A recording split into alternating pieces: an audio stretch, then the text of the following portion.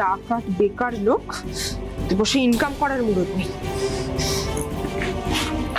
কর্মণ্য একটা,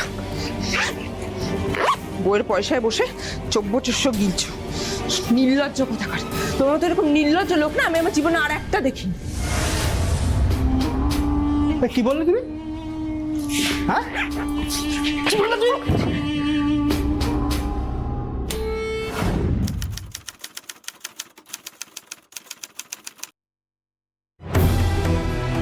তোমার এত বড় সাহস, তুমি আমার গায়ে হাত তুললে? বেশ করেছি, গায়ে হাত তুলেছি।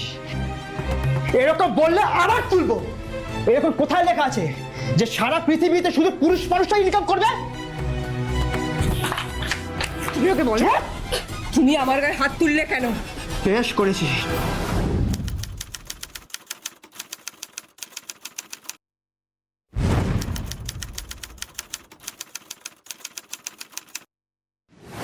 আরে এরকম দেশে অনেক পুরুষ মানুষ আছে যারা শুধুমাত্র ইনকাম করে নিজেদের বেকার বউকে খাওয়ায়, বসিয়ে বসিয়ে খাওয়ায়। কই তারা তো তাদের বউকে খাওয়া নিয়ে দেয় না খোটা। কিন্তু তোমার মতো একজন অহংকারী মহিলারাই শুধুমাত্র ইনকাম করে বরকে খোটা দেওয়ার জন্য। আমি তোমাকে আবার জিজ্ঞেস করছি, আমার গায়ে হাত তোলার অধিকার তোমাকে কে দিয়েছে? আরে তুমি কি খাওয়া নিয়ে খোটা দিচ্ছ আমাকে? হ্যাঁ, তুমি আমাকে যেরকম এখানে খাওয়াও আমিও সেরকম তোমাকে এখানে থাকতে দিই। আমি তোমাকে লাস্ট বার প্রশ্ন করছি, তুমি আমাকে মারলে কেন? তোমাকে মেরেছি, বেশ করছি, দরকার বলে আবার মারলাম। এটা কি করলে? মেরেছি বেশ করে। এটা এটা আমার বাপের দেওয়া বাড়ি, তোমাকে আমি ঘর থেকে বার করে দেবো। বাপের দেয়া বাড়িতে থাকছো, বাপের দেয়া গাড়িতে চড়ছো, বইয়ের ইনকামে বসে বসে খাচ্ছো, এমনকি বাপের দেয়া গাড়ির তেল খরচা বইয়ের ইনকামে চালাচ্ছো। তোমার নিজের আছে কি গো? তোমার মতো পুরুষ মানুষদের না সুইসাইড করা উচিত। তুমি নির্লজ্জ, তাই করছো না। বাবা, সুইসাইড? আমি সুইসাইড করে তো সুবিধা হয় না কেন? বাইরে কি গিয়ে নাগর জড়িয়েছো নাকি যে ওখান থেকে ঘন ঘন কাজ করে এখানে আসছো? তোমাকে দেখলে না আমার ঘেন্না হয়। আচ্ছা, তোমাকে বিয়ে করাটা আমার জীবনের সব থেকে বড় ভুল। বাবা যে কেন গাড়ি বাড়ি দেখে বিয়ে দিয়েছিল কে জানে, এখন আমি পস্তাচ্ছি। হ্যাঁ জানি তো। ওই কলেজের সময় কোনো একটা ছেলে প্রেম করেছিল না কোন ছেলের সঙ্গে, ওই কি সাগর না সৈকত, একদম গরিব হতদরিদ্র ছেলে। তুমি তোর সঙ্গে প্রেম করলেই না, জীবন থেকে সরিয়ে দিলে। কারণ কি? কারণ তুমি চাকরিরতা মেয়ে, তুমি যেখানে বেকার ছেলের সঙ্গে প্রেম করবে। ব্যাপারটা কি বলো তো, তোমার মতো কিছু ধান্দাবাজ মেয়েরা না ওই কোথাও নাকি শান্তি পায় না। এখানে চুকচুক, ওখানে চুকচুক, এখানে খাবে ওখানে খাবে। তোমার মতো একটা ফালতু লোকের সাথে বসে না ফালতু কথা বললে আমার চলবে না। ফালতু কথা? খাওয়া নিয়ে খোটা দিচ্ছে, ফালতু কথা। কাজে বেরোতে হবে তো, নইলে তুমি গিলবে কি করে? আমি কিনবো কি করে? শোনো, এই যে তোমার গতর খাটানো হয়ে গেল না, এবার বাড়িতে ফিরে এসো, ঠিক আছে? তুমি তো আবার ফুটপাতে থাকতে পারবে না। তোমার মতো এরকম পুরুষ মানুষের থেকে না এটাই আশা করা যায়। হ্যাঁ, নির্লজ্জ কথা। যত বড় মুখ নয় তত বড় কথা। মন খারাপ করবেন না দাদা বাবু, কিছু কিছু মেয়ে মানুষ এমন থাকে যা তাদের স্বামীদের শ্রদ্ধা ভক্তি করেন। তুই এখানে? আমি তো এই রান্নাঘরেই ছিলাম, এই চিৎকার চেঁচামেচি শুনে চলে এলাম। আরে ভাই, মানে সকাল থেকে পুরো মাথাটা ধরিয়ে দিয়েছে, আর নেওয়া যাচ্ছে না। এ বাবা, মাথা ধরেছে নাকি দাদা বাবু? হ্যাঁ, আরে ভালোই ধরেছে। তাহলে ঘরে চলুন, না মাথাটা টিপে দিচ্ছি। হ্যাঁ হ্যাঁ, চ চ চ চ চ চ। আরে তোকে আমার দরকার ছিল রে। দে, তোর মাথাটা টিপে দে।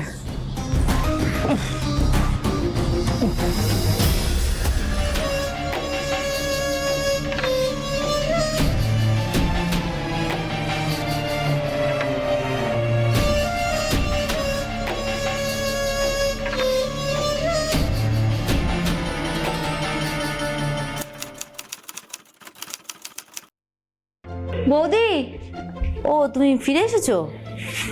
আসবো না, কটা বাজে বলতো? 6:10। আমার অফিস ছুটি হয় 5টায়। বল, চেঁচাচ্ছিলি কেন? খাবি কিছু? একটু চা খাবো, তবে তোমার যদি রান্নাঘরে ঢুকতে হয় তাহলে আমি আবেদন উইথড্র করলাম।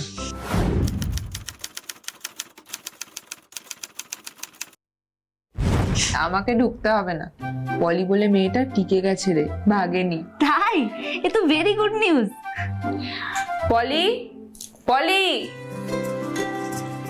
হ্যাঁ বৌদিমণি। তোর আমাদের বাড়িতে কাজ করতে কোনো অসুবিধা হচ্ছে না তো? না না দিদিমণি, অসুবিধা কেন হবে?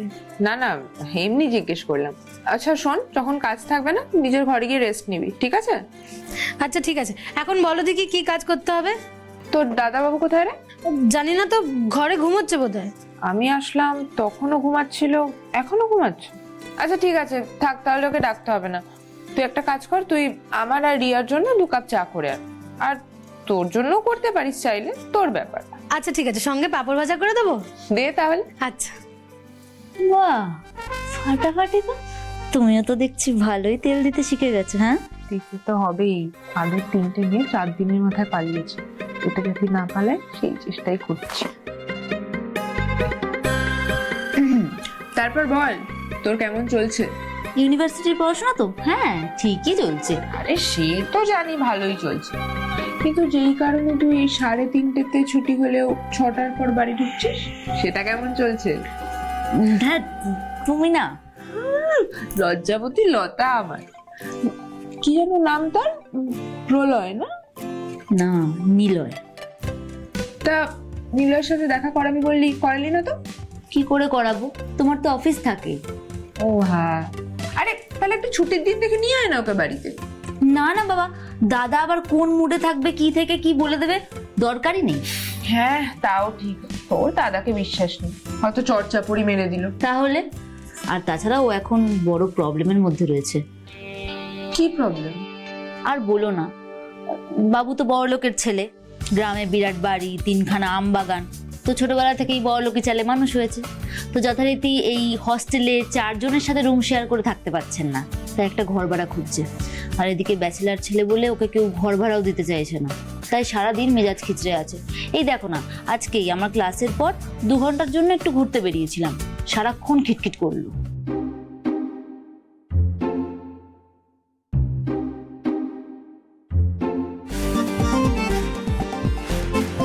আমার মাথায় একটা প্ল্যানিং আছে। কি প্ল্যানিং? কালকে আমার ছুটি আছে, আশা করি সকালের দিকে তোর দাদাও বাড়িতে থাকবে। তুই একটা কাজ কর, তুই ওই কালকে সকাল 9:30টার দিকে নিলয়কে আমাদের বাড়িতে ডেকে। তাতে কি আর লাভ হবে? তাতে নিলয় দেখা হবে আর কলা বেচাও হয়ে যাবে। আমি কিন্তু বুঝলাম না। বোঝাচ্ছি, শোন।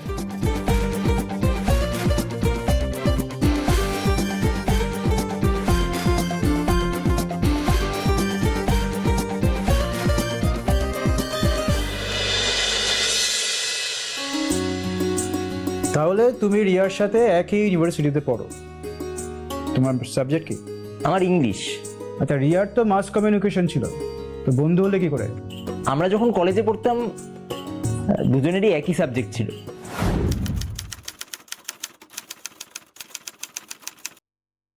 তা কি করে হয়? রিয়ার তো মাস কমিউনিকেশনে অনার্স ছিল, আর তোমার নিশ্চয়ই ইংলিশে অনার্স ছিল। হ্যাঁ, আমার পাস সাবজেক্ট ছিল মাস কমিউনিকেশন। হ্যাঁ, তা রিয়ারও পাস সাবজেক্টে ইংলিশ ছিল, তো পাস আর অনার্সের ক্লাস তো একসাথে হয় না। না মানে ওই লাইব্রেরিতে আমরা ডিসকাশন করতাম। এসব হাবিজাবি কথা বলো বন্ধ করো। এর থেকে বলো কলেজে একে অপরের সঙ্গে দেখা হয়েছিল, তো তখন থেকে প্রেম করছো। না মানে হ্যাঁ মানে কি না কি কি হ্যাঁ না কি করছো? আরে ভাই, প্রেম করছে, প্রেম যদি করতে তো করো, তো সবার সামনে বলো যে প্রেম করছো। আর বন্ধু বন্ধু কি করছো? ওসব বন্ধু বন্ধু করো না, দেখবে কোন দিন ডুবে গেছো। হ্যাঁ, আর একটা কথা, এসব মেয়েদের কাছ থেকে এসব বিষয় একটু দূরে থাকবে, ঠিক আছে? কোন দিন দেখবে তোমার আড়ালে একটা প্রেমিককে নিয়ে এসে বলছে এই দেখো আমার প্রেমিক, আর তুমি হচ্ছে আমার বন্ধু, ব্যাস বসে বসে বুড়ো আঙুল চুষবে। উফ দাদা, তুই কি সব বলছিস? আমি অন্য মেয়েদের মতো নই। আরে এটা তো সব মেয়েদেরই ডায়লগ, যে আমি অন্য মেয়েদের মতো নই। কিন্তু দাদা, তুই থাম তো রিয়া, তুই তো দাদাকে চিনিস না। উনি সুযোগ পেলেই শুধু মেয়েদেরকে অপমান করতে ভালোবাসেন, এটা ওনার রোগ। সেই, আর সত্যি কথা বলাটাও একটা রোগ, যেটা আমার আছে। সবাই না নিজেকে মহান ভাবে, কিন্তু কে আসলে কতটা মহান অন্যেরা বোঝে। মহান ছাড়ো, এই আমাদের ঝগড়া শুনতে শুনতে না তোমার দিন কাবার হয়ে যাবে। So come to the point, তুমি আমাকে কি বলতে এসেছিলে? আসলে আমি একটা ঘর খুঁজছি। কিসের জন্য? থাকার জন্য। মানে তুমি কি ফুটপাতে থাকো নাকি? না না, সেটা নয়, আমার বাড়ি মালদায়। কলেজ হোস্টেলে থেকেই পড়াশুনো করি, কিন্তু ওখানে ওই রুম শেয়ার করে থাকতে হয়। কিন্তু আমার সেই অভ্যেস নেই, আর প্রাইভেসি একেবারে নষ্ট হয়। তাই ভাবছিলাম আপনাদেরই বাড়িতে যদি আমার একটা থাকার ব্যবস্থা হতো। না, সেটা কি করে হয়? মানে আমি যদি তোমাকে একটা ঘর দিই, তা আমাকে তো একটা ঘর কম পড়ে যাবে। কিন্তু দাদা, ওই পশ্চিমের ঘরটা তো ফাঁকাই থাকে, কেউ ইউজ করে না, তো ওটার বাইরের দিকে একটা দরজাও রয়েছে। তবে কি হয়েছে? মানে ঘর ফাঁকা থাকলে আমি দিয়ে দেবো। কেন দেবো? আমি ঘর ভাড়া দেবো। তা কত ভাড়া দেবে? 10,000। 10,000 টাকা? ও আচ্ছা আচ্ছা আচ্ছা। যদি কম মনে হয় 12ও করতে পারি। ওটা 15 করো, 15। আর খাওয়া দাওয়াটা না হয় আমাদের সঙ্গে সেরে নিও। 15টা একটু বেশি হয়ে যাচ্ছে না? শোনো নিলয়, অ্যাকচুয়ালি আমি না আগে কোনো ঘরটর ভাড়া দিইনি, তাই আমি যদি এখন তোমাকে ঘর ভাড়া দিই, আমাদের ফ্যামিলি প্রাইভেসিটা নষ্ট হয়ে যাবে। আচ্ছা, 15তেই রাজি। ডান। ডান, গুড। তাহলে 3 মাসের অ্যাডভান্সটা দিয়ে দেবে। হ্যাঁ, আমি এনেছি।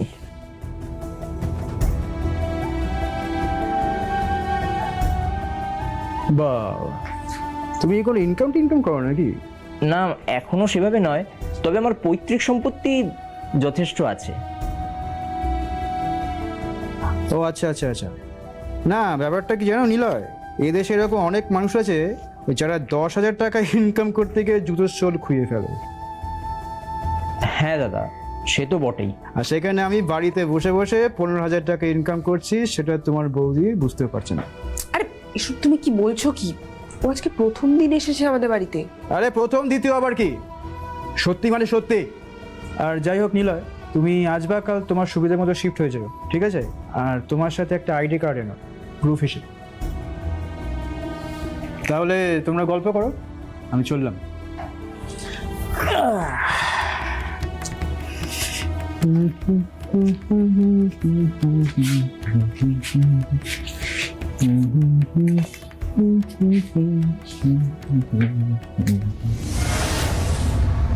যাই বলো না কেন, তোমার দাদা একটু ছিটিয়াল আছে। এই কিসব বাজে বাজে কথা বলছো? বাজে বাজে হবে কেন? ঠিকই বলেছে। তাও তো আজকে প্রথম দিন, দেখো এরপর ওরা আরো কত কীর্তি দেখতে পাবে। না না বৌদি, আমি তো জাস্ট মজা করলাম। না, কিন্তু তুমি ঠিকই বলেছো। যাই হোক, তুমি বসো, আমি তোমার জন্য কিছু জল খাবার নিয়ে আসছি। আরে থাক না, এসবের আবার কি আরে দরকার? বসো তো, আমি আনছি।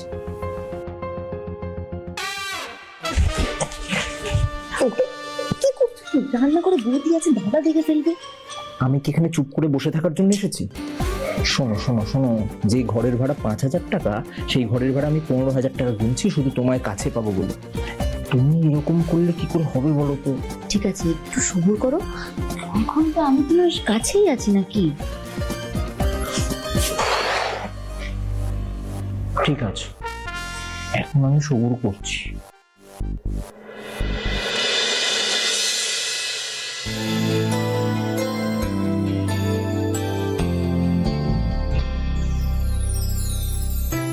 কি করছো? ও বৌদি, বলুন। তোমার জন্য নিজের হাতে 1 কাপ চা বানিয়ে আনলাম। আরে আপনি কষ্ট করে আনতে গেলেন কেন? আমায় ডাকতেন, আমি বসার ঘরে চলে যেতাম।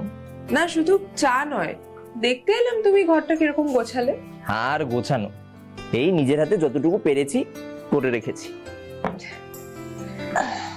আমাকে তো কাজে বেরোতে হয়, নাহলে আমি তোমাকে একটু গোছগাছে হেল্প করতে পারতাম। আরে আপনি বসুন না। এই তো।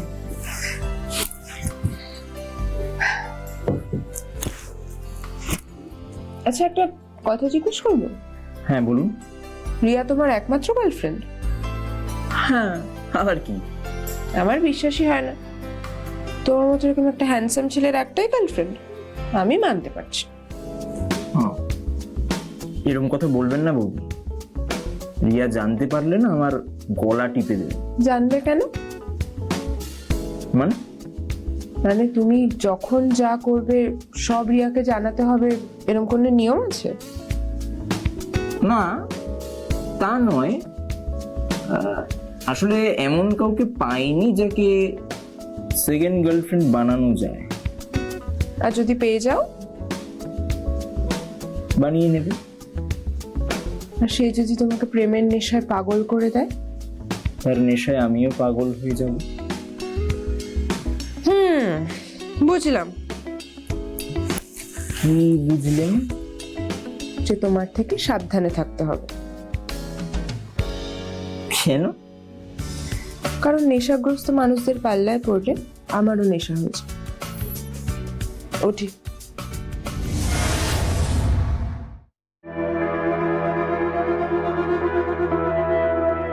আসি।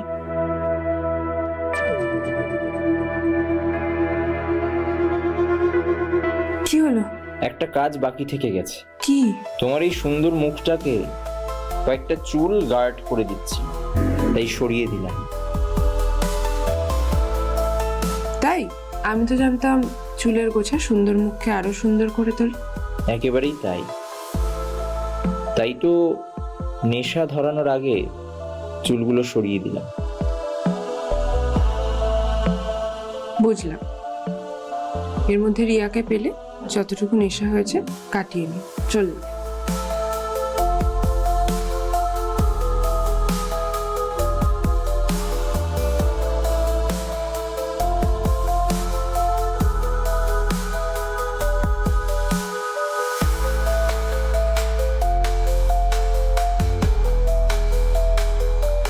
এই কি ব্যাপার, কি ভাবছো? ও তুমি? হ্যাঁ আমি।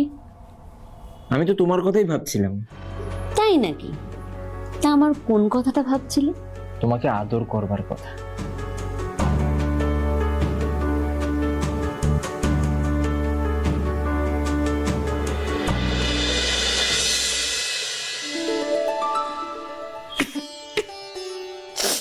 পলি দি, হ্যাঁ দিদিমণি। তুমি খাবার দিয়েছো, জল দাওনি? এবার কি খাবারটা গলায় আটকে আমি মরবো? হে বাবা, আমি একদম খেয়াল করিনি গো, আমি এক্ষুনি জল এনে দিচ্ছি।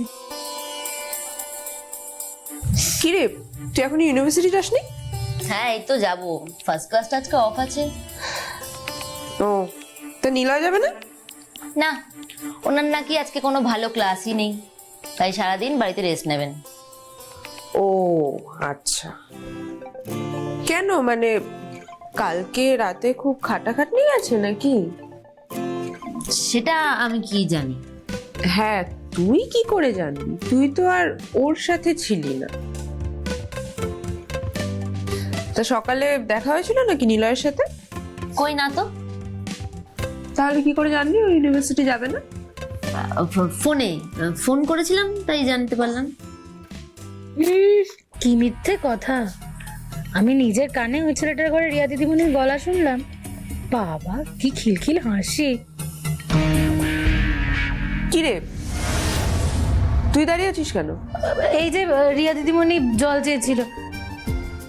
হ্যাঁ রে পলি, আমাদের পশ্চিম দিকের ঘরটা একজন ভাড়া এসেছে, জানিস তো? হ্যাঁ বৌদিমণি, কাল সকালেই তো আপনি বললেন আসবেন। উনি কিন্তু আমাদের সাথেই খাবেন। ওনাকে সকালে দিয়েছিলি জল খাবার? সকাল 8:30টার সময় গিয়েছিলাম, দরজায় ঠকঠকও করেছিলাম, কেউই তো দরজা খোলেনি। কেউই তো দরজা খোলেনি মানে কি? উনি একাই থাকেন? হ্যাঁ, আমি তো ওটাই বলতে চাইছিলাম, উনি দরজা খোলেন। ঠিক আছে শোন, আমরা বেরিয়ে গেলে তুই আরেকবার গিয়ে ডাকবি, তো বেলা হয়ে গেল, ছেলেটার পেটে এখনো কিছু পড়লো না। আচ্ছা ঠিক আছে। তুমি আজকে একটু আগে অফিস যাচ্ছ না? হ্যাঁ রে, ওই আজকে অফিসে একটা ইম্পর্টেন্ট মিটিং আছে। চল না একসাথেই বেরোবো। আমি ঠিক করেছি আজকে একটা ক্যাবই নিয়ে নেব। দাদাকে তাহলে বলি তোমাকে ড্রপ করে দিত। না রে থাক, পরে আবার এটা নিয়ে কথা শোনাবে। সত্যি দাদাটা না একেবারে অদ্ভুত। হ্যাঁ, ওই নিলয় বলছিল না, ছিটিয়ার। তোর হলো? 2 মিনিট। তুই কিন্তু আজকে ছুটি নিয়ে নিতে পারতি। কেন? নিলয়ের সাথে সময় কাটাতে পারতি। আমার বইয়ে গেছে, তুমি চলো তো, আমি রেডি। পলি, আমরা বেরোলাম, দরজাটা দিয়ে দিস। হ্যাঁ বৌদিমণি, ভাতটা নামিয়েই আসছি।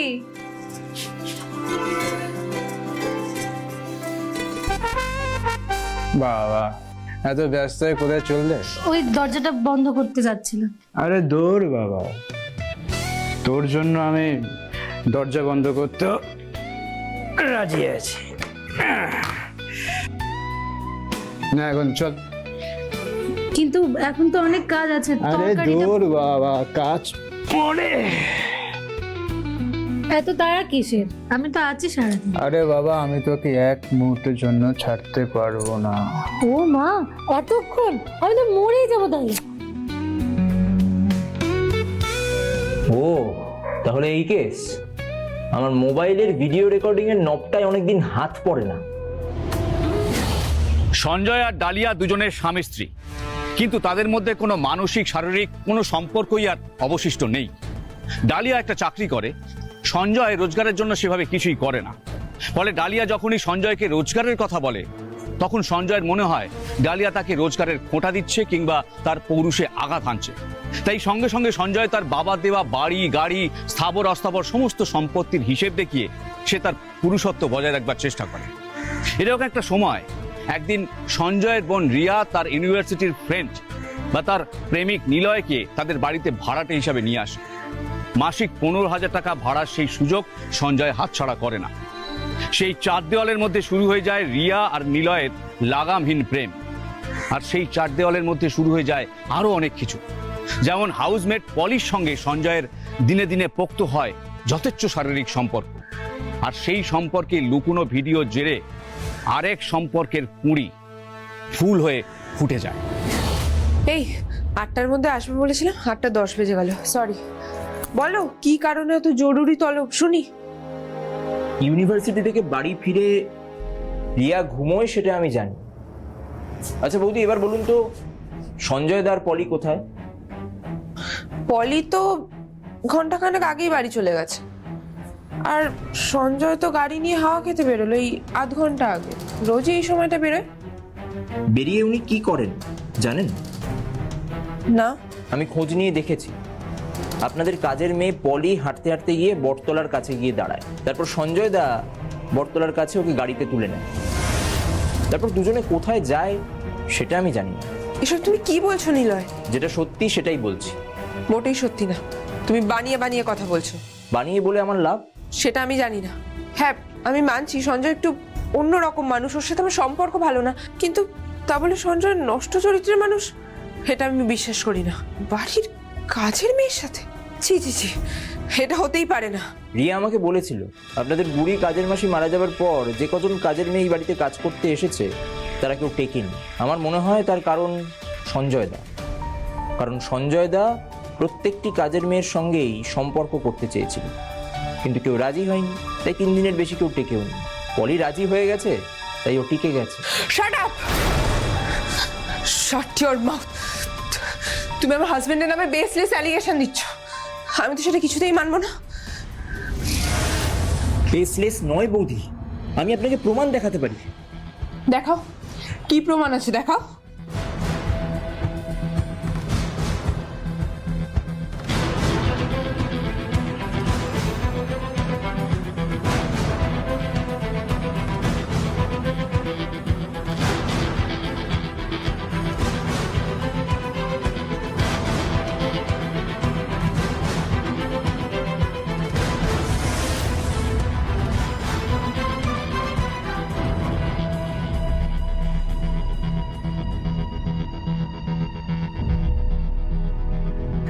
আমাকে ছেড়ে সঞ্জয় একটা কাজের মেয়ের সাথে? ছি ছি ছি, আমি লোকটার সাথে একই ছাদের তলায় থাকি, আমি এটা মানতে পারছি না, কিছুতেই না।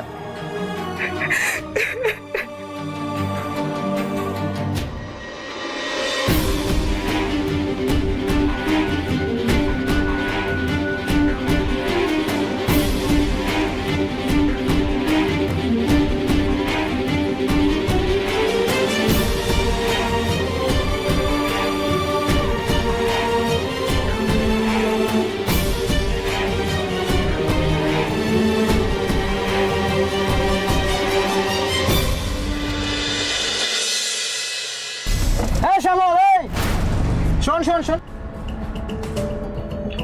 হ্যাঁ বলুন।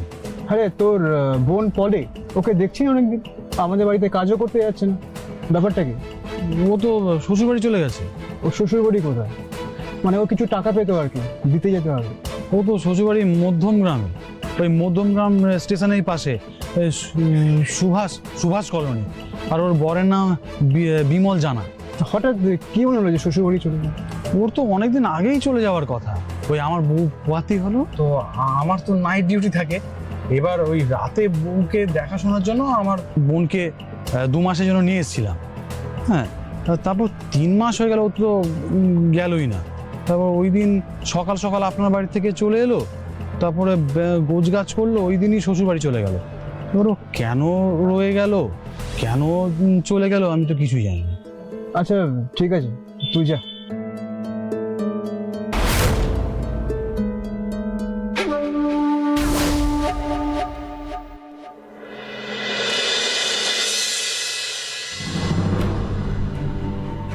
তুমি পলিকে তাড়িয়ে দিলে কেন? ওর কাজ আমার পছন্দ হচ্ছিল না, তাই। কি খারাপ কাজ করছিল? সব কাজ। তো তোমার এত গায়ে লাগছে কেন? আমি ওকে ভালোবাসি তাই। এই কথাটা বলতে তোমার লজ্জা করছে না? আরে কিসের লজ্জা? কেন ও ওই বাড়িতে কাজ করে বলে? আরে তুমি তো একটা অফিসে কাজ করো, ওই বাড়িতে কাজের মেয়ে, তুমি একটা অফিসের কাজের মেয়ে, দুজনে ইনকাম করে। শোনো। কি কি আমি কাজ করে ইনকাম করি, হ্যাঁ। আর ও গতর খাটিয়ে ইনকাম করে। শোনো, একজন কৃষক না ঘাম ঝরিয়ে ইনকাম করে, একজন ডেলিভারি বয়ও ঘাম ঝরিয়ে ইনকাম করে, একজন রেড লাইট এরিয়ার কর্মীও ঘাম ঝরিয়ে ইনকাম করে। সুতরাং গতর না ঘাটালে না ঘাম ঝরে না। আর তুমি শরীরে যে কোনো একটা নির্দিষ্ট অঙ্গকে গতর বলতে পারো, বাট গতর বলতে আমি পুরো শরীরটাকে বোঝাই। হ্যাঁ, আমি গতর খাটাই না, কারণ আমি জমিদার বংশের ছেলে, আমি বাবার সম্পত্তি বেচে খাই। এই শোনো, তোমার এই জ্ঞান না আমার সহ্য হচ্ছে না। তোমারও জ্ঞান আমার সহ্য হচ্ছে না, ঠিক আছে? তুমি শুধু বলে দাও যে তুমি ওকে ঠিক কি কি বলেছো। আমি ওকে বলেছি যে এক্ষুনি এই জায়গা থেকে না চলে গেলে আমি ওর দাদাকে জানাবো, আর তারপরে শ্বশুরবাড়ির লোককেও জানাবো ওর সমস্ত কীর্তি। আচ্ছা, অ্যাকচুয়ালি কি বলতে তোমাকে না কিছু জানাতে হবে না। আমি ওর বাড়িতে যাচ্ছি, শ্বশুর বাড়িতে, এবং ওকে ওখানে সব কিছু জানিয়ে আমি ওকে বাড়িতে আনবো। আমি ওকে এই বাড়িতে ঢুকতে দেবো না। এক্সকিউজ মি, এটা মাথায় রাখবে সবসময় যে এটা আমার বাবার দেওয়া বাড়ি। যদি বেরোতে হয় তুমি জাস্ট বেরিয়ে যাও, ওকে? আমি চললাম। দাদা, তুই কোথাও যাচ্ছিস? আমি একটু মধ্যমগ্রাম যাবো। গাড়ি নিয়ে বেরোবি? হ্যাঁ। বলছিলাম আমার ইউনিভার্সিটি তো বারাসাতেই, হ্যাঁ। যাওয়ার পথেই পড়বে। তা চল। কি হলো, বৌদির মুখটা ওরকম লাগছে কেন? আবার ঝগড়া করেছিস? আরে ওই আর কি। তুই বৌদি, তুমি কষ্ট পেও না, জানো তো দাদা ওরকমই। তোর দেরি হলে কিন্তু আমি বেরিয়ে যাব। আমি আসছি বৌদি, হ্যাঁ, আমি ফিরে এসে সব শুনছি। চল।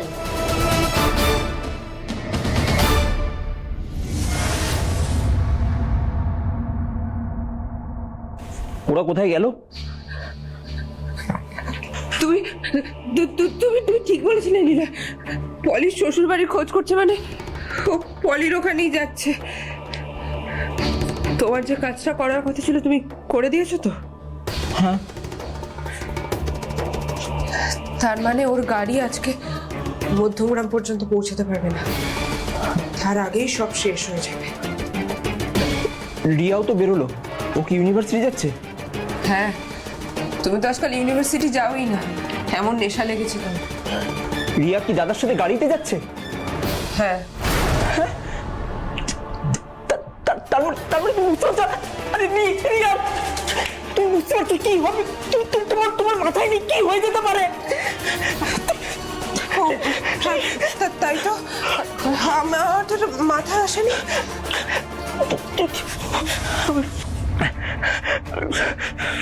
ফোনটাও পাচ্ছি না। আরে, কি করছো কি? আরে তুমি কি করো? ওদি তুমি রিয়াও তো ওখানে রয়েছে। কিন্তু কিন্তু এখন বাচ্চারা যে সঞ্জয় বেঁচে যাবে না। তাহলে রিয়ার কি হবে বৌদি? রিয়ার কি হবে? রিয়া!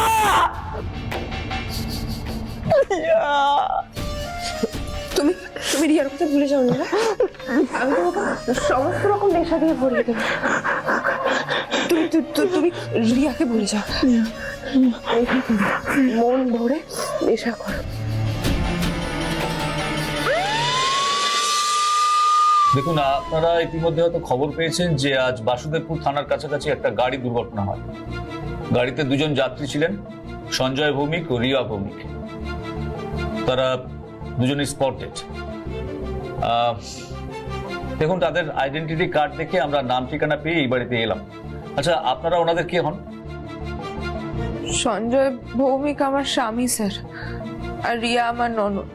বুঝলাম। আপাত দৃষ্টিতে এটা একটা দুর্ঘটনা হলেও আমরা আশঙ্কা করছি যে গাড়ির ব্রেক শু খুলে এটা প্ল্যান করে হয়তো দুজনকে মার্ডার করা হয়েছে। আমাদের আরটিও অফিসার চেক করছেন যে হিউম্যান ট্যাম্পারিং পাওয়া যায় কিনা, তারপরেই আমরা স্যাঙ্গুইন হতে পারবো যেটা একটা মার্ডার কেস। আপনারা আপনাদের মতো তদন্ত করুন স্যার, আমরা আমাদের তরফ থেকে সব ধরনের সহযোগিতা করব। ঠিক আছে। আচ্ছা, আপনি? আমার নাম নিলয় গুপ্ত, এই বাড়িতেই থাকি। আপনি এ বাড়িতে থাকেন? এ বাড়ির সঙ্গে আপনার কি সম্পর্ক? আমি এখানে ভাড়া থাকি, আর রিয়া আমার গার্লফ্রেন্ড। আমরা দুজনে একসাথেই বারাসাত ডিস্ট্রিক্ট ইউনিভার্সিটিতে পড়তাম। আপনি কতদিন হলো এই বাড়িতে ভাড়া রয়েছেন? 1 মাসও হয়নি। আপনি জানতেন যে আপনার ননদের বয়ফ্রেন্ড এ বাড়িতে ভাড়া থাকে? আমি সঞ্জয় দুজনেই জানতাম। আসলে ওর বাড়ি মালদায়। রিয়ার কাছে শুনেছিলাম এখানে হোস্টেলে থাকতে ওর অসুবিধা হচ্ছে। আমি ওকে বলেছিলাম এই বাড়িতে ওর থাকার ব্যবস্থা করে দিতে। সঞ্জয় প্রথমে রিয়া আর নিলয়ের সম্পর্কের কথাটা জানতো না। নিলয় এই বাড়িতে আসার পর তারপরই জানতে পারে। আচ্ছা ডালিয়া দেবী, সঞ্জয় বাবু কি তার বোনের সম্পর্কটা মেনে নিয়েছিলেন? হ্যাঁ স্যার। একটা কথা বলুন তো, সঞ্জয় বাবু আর রিয়ার কি কোনো শত্রু ছিল? জানি না। আর আপনার? সঞ্জয়দার কথা বলতে পারবো না স্যার, কিন্তু আমার মনে হয় না রিয়াকে খুন করবে এমন কেউ থাকতে পারে। ও না খুব ভালো, আর মিশুকে মেয়ে ছিল। দেখুন, আপাতত আমাদের আর কিছু জানার নেই। ফরেন্সিক রিপোর্ট আসার পর তবে হয়তো কয়েকটা প্রশ্ন তৈরি হতে পারে, তখন কিন্তু আপনাদেরকে আরেকবার ডিস্টার্ব করবো। বাই দ্য ওয়ে, আপনি খুব শক্ত মনের মানুষ। দুপুরে খবরটা পাওয়ার পর খুব ভেঙে পড়েছিলাম। তারপর ভাবলাম শক্ত না হয়ে হাত পা ছড়িয়ে কাঁদতে বসলে কে আর কান্না শুনবে? নিজেদের সমস্যা নিজেদেরই মেটাতে হবে। তা ঠিক। আমরা সঞ্জয়দার রিয়ার বডিটা কবে পাবো স্যার? আশা করছি কাল সন্ধ্যের মধ্যেই আপনারা হাতে পেয়ে যাবেন ডেড বডি। Okay sir. আচ্ছা, আপনারা সাবধানে থাকবেন। চলো।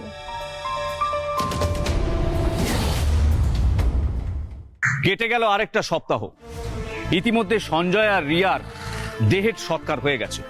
আমাদের আরটিও অফিসারের রিপোর্ট অনুসারে দুর্ঘটনাগ্রস্ত গাড়ির ব্রেক শু খোলা ছিল ঠিকই, কিন্তু সেখানে কোনো হাতের ছাপ বা নখের আঁচড় পাওয়া যায়নি। এই কেসটা একটা দুর্ঘটনার নাম নিয়ে বন্ধ হতে যাচ্ছিল, ঠিক সেই মুহূর্তে ঘটে গেল আরেকটা ঘটনা।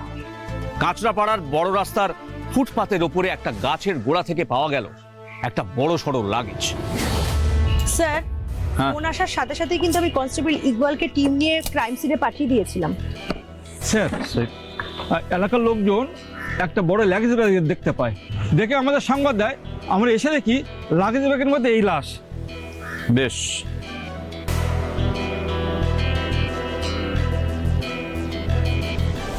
ও মাই গড, পূজা, এটাকে তো আমরা চিনি। হ্যাঁ স্যার, খুব সম্ভবত ওনার নাম নিলয় গুপ্ত। এক্স্যাক্টলি, নিলয় গুপ্ত। সঞ্জয় ভৌমিক আর রিয়া ভৌমিকের অ্যাক্সিডেন্ট কেসে জিজ্ঞাসাবাদ করতে গিয়ে আমাদের সঙ্গে ওনার পরিচয় হয়েছিল। ইনি হচ্ছেন সঞ্জয় বাবুর ভাড়াটে, আর আরেকটা পরিচয় আছে, লেট রিয়া ভৌমিকের বয়ফ্রেন্ড। স্যার, আমি কি তাহলে লেট সঞ্জয় ভৌমিকের স্ত্রী ডালিয়াকে জানিয়ে দেব যে নিলয় গুপ্তের লাশ পাওয়া গেছে? না না না, এক্ষুনি না। আমার মন কি বলছে জানো, ওই অ্যাক্সিডেন্ট কেসটার সঙ্গে এই কেসটাও যুক্ত। এখানে একটা পাকা মাথার খেলা চলছে, তাই আমাদের একটা পোক্ত জাল পাততে হবে, আর সেই সঙ্গে কিছু প্রসিডিওরস এর মধ্যে আমাদের চলতে হবে। কি স্যার? আমার সঙ্গে ম্যাজিস্ট্রেট সাহেবের খুব ভালো সম্পর্ক আছে। ওনাকে দিয়ে একটা চিঠি লেখাতে হবে, যাতে লেখা থাকবে FSL is directed to submit report at the earliest. আর সেই চিঠির সঙ্গে আমাদের একটা আবেদন করতে হবে deputy director of state forensic science ল্যাবরেটরির কাছে। তাতে কি হবে স্যার? তাতে একদিনেরও কম সময়ের মধ্যে ফরেনসিক রিপোর্টটা আমাদের হাতের মুঠোর মধ্যে চলে আসবে, আর সেটাই হবে আমাদের শক্তপোক্ত একটা জাল। মাত্র একদিনের মধ্যে আমরা পেলাম ফরেনসিক রিপোর্ট, আর তাতেই স্পষ্ট হলো নিলয় গুপ্ত মার্ডার কেস। নিলয়ের আঙুলের নখে আমরা পেলাম খুনির চামড়া নুন ছাল। নিলয়কে মারা হয়েছে পেছন থেকে গলায় বেল্টের ফাঁস দিয়ে। মার্ডারের পদ্ধতি ছিল এরকম, একজন সামনে থেকে নিলয়ের হাত দুটো ধরেছিল, আর আরেকজন পেছন থেকে গলায় ফাঁস দিয়েছিল। যে ব্যক্তি তার সামনে থেকে হাত দুটো ধরেছিল তার চামড়ার নুন ছাল আমরা নিলয়ের আঙুলের নখে পেয়েছি এবং তাকে চিনেও নিয়েছি। কিন্তু প্রশ্ন হচ্ছে, কে ছিল দ্বিতীয় ব্যক্তি, আর কি বা ছিল খুনের মোটিভ?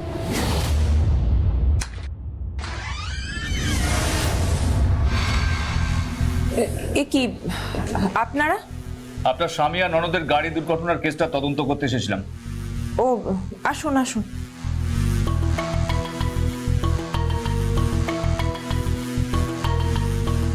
কিন্তু আমি তো ভেবেছিলাম কেসটা ক্লোজ হয়ে গেছে। কেসটা ক্লোজ হয়ে যেত, কিন্তু আপনার হাতে একজন আঁচড় কেটে দেওয়ায় কেসটা আবার অ্যাক্টিভ হয়ে গেল। না না, থাকবেন না। ওই আঁচড়ের উপরেই আমরা আরো আঁচড় কাটবো, তাহলেই তো সত্যিটা বেরোবে। কি বলতে চাইছেন কি? এই একদম গরম দেখাবি না, নইলে থানায় নিয়ে গিয়ে এমন কেলাবো না যে কেলিয়ে কাকাতুয়া বানিয়ে দেবো। না মানে আমি বলতে চাইছিলাম, আপনারা কি বলছেন আমি বুঝতে পারছি না। আমরা কি বলছি বুঝতে পারছেন না? আপনাদের ভাড়াটে আপনার ননদ লেট রিয়ার ওই বয়ফ্রেন্ড নিলয় গুপ্ত কোথায়? ও তো এখানে থাকে না, মালদা চলে গেছে। তাই নাকি? আজকাল মালদা যাওয়ার জন্য বাস ট্রেন ছেড়ে অন্য কোনো ট্রান্সপোর্ট হয়েছে বুঝি? By the way, luggage bag কোথায়? বুঝলাম না। বুঝলি না? হ্যাঁ, বুঝলি না? এখনো বুঝতে পারছিস না? হ্যাঁ স্যার, মনে হচ্ছে থানায় নিয়ে গিয়ে দাওয়াই দিতে হবে, নইলে মুখ খুলবে না। খুলবে। এতক্ষণ পালাবার পথ খুঁজছিল, কিন্তু যেই বুঝতে পেরেছে পালাবার আর পথ নেই, এইবার ঠিক খুলবে। কি ডালিয়া দেবী, বলুন, সব কথা এবার বলতে শুরু করুন তো, আমরা একটু শুনি। স্যার, আমার স্বামী সঞ্জয়ের সাথে এক ছাদের তলায় থাকা অসম্ভব ছিল। সারাদিন যা সব কথা বলতো সেগুলো কোনো বিকারগ্রস্ত মানুষ ছাড়া বলতে পারে না। একটা টাকা রোজগার করার কোনো চেষ্টা ছিল না। সবসময় বলতো আমি জমিদার বংশের ছেলে, চাকরি করে চাকর হতে পারবো না। সারাক্ষণ বাবার বাড়ি বাবার গাড়ি, আমার বাবা আমাকে দিয়েছে, তোমার বাবা ভিখিরি, শোনাটাই আমার জীবন হয়ে গেছিল। তার সাথে ছিল গায়ে হাত তোলা। এত সহজে গায়ে হাত তুলতো, মনে হতো যেন যে কোনো কারোর গায়ে হাত তোলে এক স্বাভাবিক জেস্টার। আমাদের বাড়িতে কোনো কাজের মেয়ে টিকতে পারতো না, সবাইকে যৌন হেনস্থা করতো। আমার জীবনটা অসহ্য হয়ে গেছিল। এই সময় বাড়িতে ভাড়া এলো নিলয় রিয়ার বয়ফ্রেন্ড জেনেও আমি ঠিক করলাম ওকে দিয়েই আমাকে সঞ্জয়কে এই পৃথিবী থেকে সরাতে হবে। তাই আমি নিলয়কে নিজের শরীরের জালে ফাঁসালাম, আর একটা সময় বুঝলাম ওর নেশা হয়ে গেছে।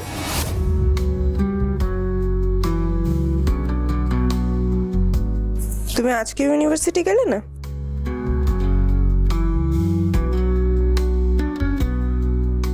তোমাকে ছেড়ে কোথাও যেতে ইচ্ছে করে না, সত্যি বলছি, নেশা হয়ে গেছে। এরকম করলে চলবে?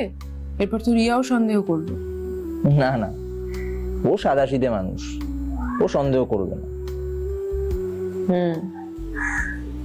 জানো, পলিকে কাছ থেকে তাড়িয়ে দিয়েছি। ওকে বলেছি ও যদি আর এমুখো হয় তাহলে এরপর আমি ওর দাদাকে সব কথা জানাবো, আর ওর শ্বশুর বাড়িতেও সব কথা জানাবো। ভালো করেছো। কিন্তু আমার না মনে হয় সঞ্জয় ওকে আবার নিয়ে আসবে এখানে। সঞ্জয়দা যদি এটা করে, আমার থেকে খারাপ কেউ হবে না। কি করবে তুমি?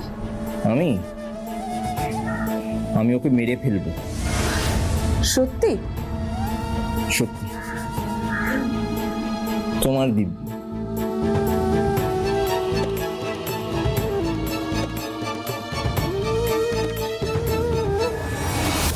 এরপর একদিন নিলয় নিজেই খবর নিয়ে আসলো সঞ্জয় নাকি পলির দাদার কাছ থেকে ওর শ্বশুর বাড়ির ঠিকানা নিয়েছে। তোমাকে আমি বলেছিলাম না ও আবার পলির সাথে যোগাযোগ করবে, আবার ওকে নিয়ে আসবে। ঠিকানা নিয়েছে মানে যোগাযোগ করবে এমন তো নয়।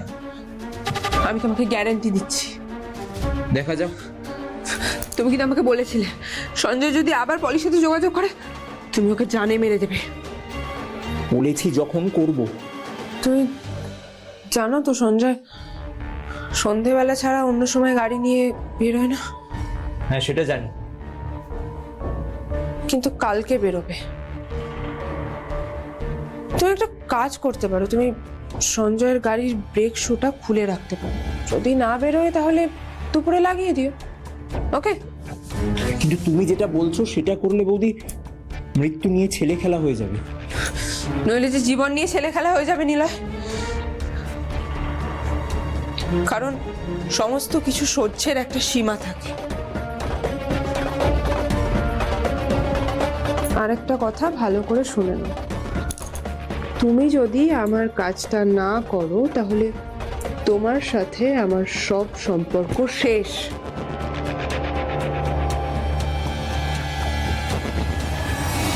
সেদিন সত্যি সত্যি সঞ্জয় পলি শ্বশুর বাড়িতে যাচ্ছিল ওকে ফিরিয়ে আনার জন্য, রাস্তায় গাড়ি দুর্ঘটনায় ওর মৃত্যু হয়।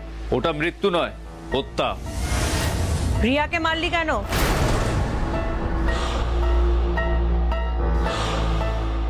ওকে মারার আমার কোনো ইচ্ছে ছিল না, ও শেষ মুহূর্তে জেদ ধরলো দাদার সাথে গাড়িতে যাওয়ার, আমার ওকে আটকানোর কোনো রাস্তা ছিল না। তার মানে আপনার খুনের দোষর ছিল নিলয়, তাহলে ওকে মারলেন কেন? নিলয়কে আমি ব্যবহার করেছিলাম। স্যার স্যার এই তো স্যার সিঁড়ির দরজা দিয়ে পালাচ্ছিল। কে ও? স্যার ও সাগর, কে? সাগর? সাগরটাকে? আমার কলেজ জীবনের বন্ধু। ওকে ছাড়া আমি কোনোদিনও কাউকে ভালোবাসিনি। আমাকে জোর করে অন্য জায়গায় বিয়ে দিয়ে দেওয়া হয়, কিন্তু সাগর কোনোদিনও বিয়ে করেনি।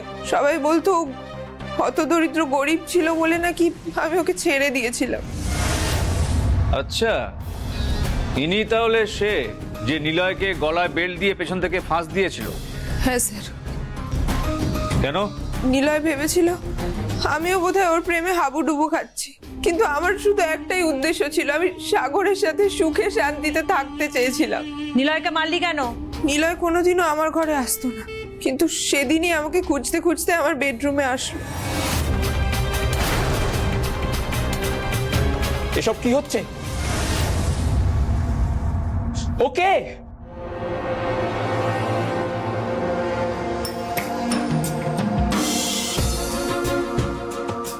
ও ও হলো দাবার বোর্ডের মন্ত্রী। কেউ আমাকে রানী বলে, কেউ বলে রাজা। তুই কে? আমি মোহরা। মোহরা, হ্যাঁ হ্যাঁ, এবার খেলাটা পুরো বুঝে গেছি। এবার দেখ তোদের এই মোহরা কিভাবে উল্টো খেলা খেলে। যাচ্ছিস কোথায়? পুলিশের কাছে স্যারেন্ডার করতে। তোকে যেতে দিলে তো যাই।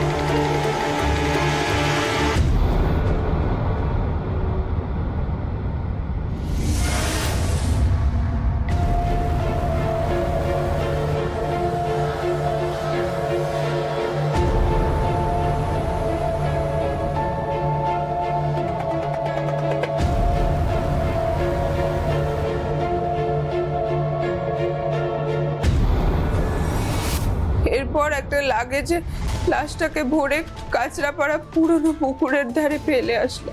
কিন্তু সুখ আর তোদের কপালে বেশি দিন সইল না। আইনের লম্বা হাত তোদের সুখের কপালে লিখে দিল শাস্তি। পূজা, ওদেরকে নিয়ে চলো আর ঘরটা সিল করে দাও। এসো। এই নিয়ে চলো। চলো।